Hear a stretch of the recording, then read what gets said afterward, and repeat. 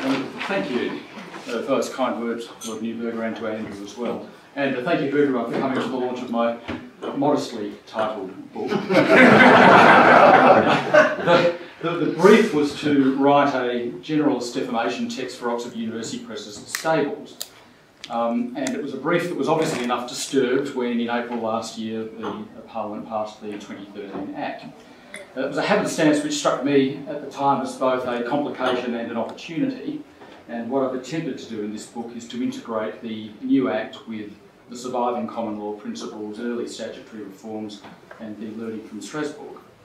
The discipline of that exercise has enabled me to form at least some tentative conclusions about the likely implications of the 2013 Act. And it strikes me that the signature reforms, the Section 1 threshold of seriousness for the bringing of defamation actions, the jurisdictional changes directed at libel tourism, may be likely to have more symbolic than practical import. To my mind, the more interesting and profound changes are likely to prove to be the codification of common law defences, particularly honest opinion, a radical liberalisation. The internet-friendly reforms in the Act, which shift the focus away from the deep pockets of the internet towards the authors of statements, and removes the spectre for the first time of indefinite exposure to liability for material stored online in archives and the like. And no less important as well, I think, the changes to procedures and remedies, the reversal of the presumption to trial by jury, the new powers granted to courts to order the publication of summaries of their judgments and to stop the secondary distribution of statements that have been found to be unlawful.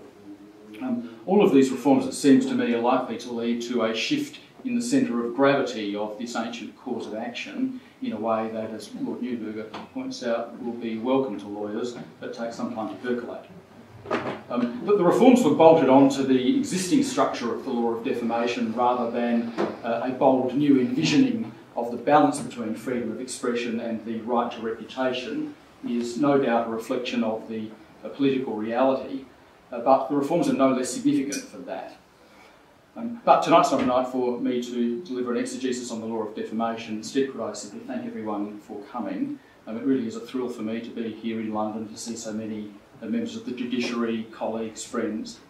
Could I single out, in particular, the team from Oxford University Press who guided this handsome book through to publication. David Mace, could I add to Andrew's thanks. David from One Brick Court, who has substantially handled the arrangements for this evening. And of course, my thanks to both Andrew and to Lord Newberger for your kind words.